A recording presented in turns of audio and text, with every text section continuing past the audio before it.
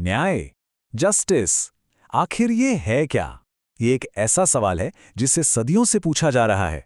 तो आज हम इसी बड़े सवाल को समझने की कोशिश करेंगे, वो भी प्रतियोगी परीक्षाओं में पूछे गए सवालों के जरिए।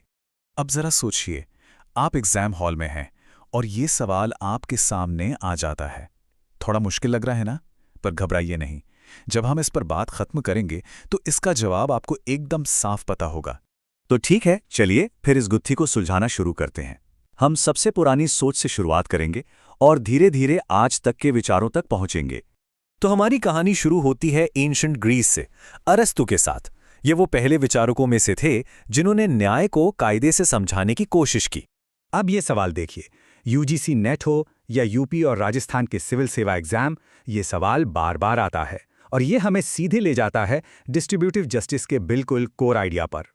तो अरस्तु का कहना क्या था? वो कहते थे कि न्याय का मतलब सबको बराबर बराबर बांटना नहीं है। नहीं, उनके लिए सबसे जरूरी शब्द था अनुपात, यानी प्रोपोर्शन। मतलब जिसके साथ जैसा सलूक होना चाहिए उसके साथ वैसा ही हो। दूसरे शब्दों में कहें तो न्याय ये नहीं है कि सबको एक ही चीज दे दी जाए, बल्कि न्याय ये है कि हर किसी को उसके काम, उसकी योग्यता के हिसाब से वो मिले जिसका वो हकदार है। चलिए अब एक लंबी छलांग लगाते हैं और सीधे 20वीं सदी में चलते हैं।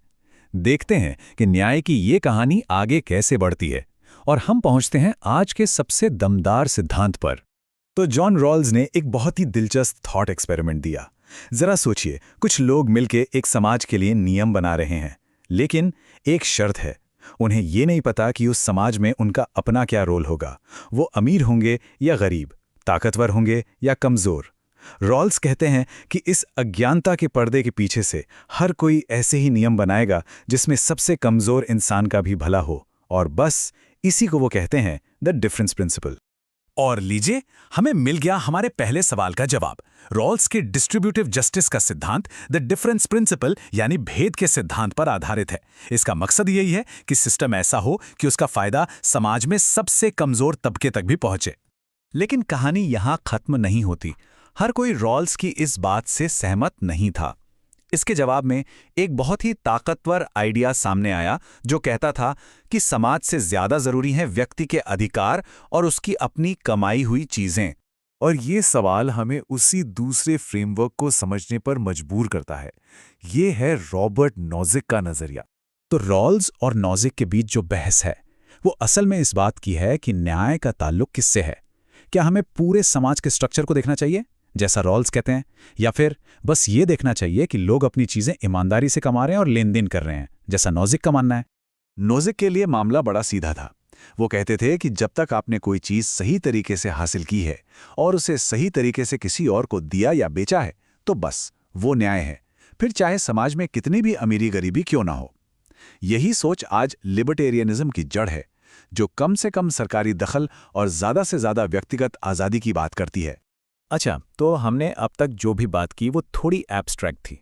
चलिए अब इन सभी सिद्धांतों को भारत के संदर्भ में देखते हैं डॉक्टर B.R. अम्बेडकर के नजरिए से।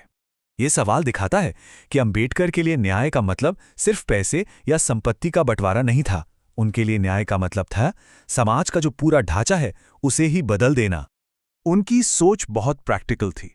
वो न्याय को किताबों से निकालकर जमीन पर लाना चाहते थे। उनका मकसद था सदियों से चली आ रही सामाजिक गलतियों को सुधारना और एक ऐसा समाज बनाना जहां हर इंसान को इज्जत मिले, गरिमा मिले। तो सबसे अहम बात क्या है?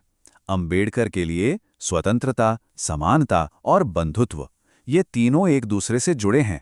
आप इनमें से किसी एक को भी हटा नहीं सकते, और यही तीनों मिलकर सामाजिक न्याय की बुनियाद रखते हैं।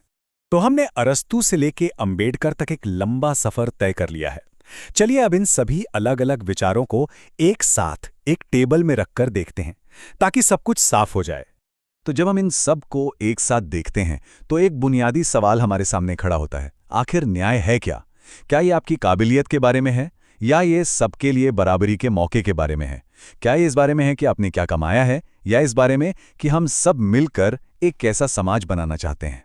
एग्जाम में तो आपको 4 में से कोई एक ऑप्शन चुनना होता है, लेकिन जैसा हमने आज देखा, असल जिंदगी में न्याय का कोई एक जवाब नहीं है। ये एक ऐसी बहस है जो सदियों से चली आ रही है और शायद हमेशा चलती रहेगी।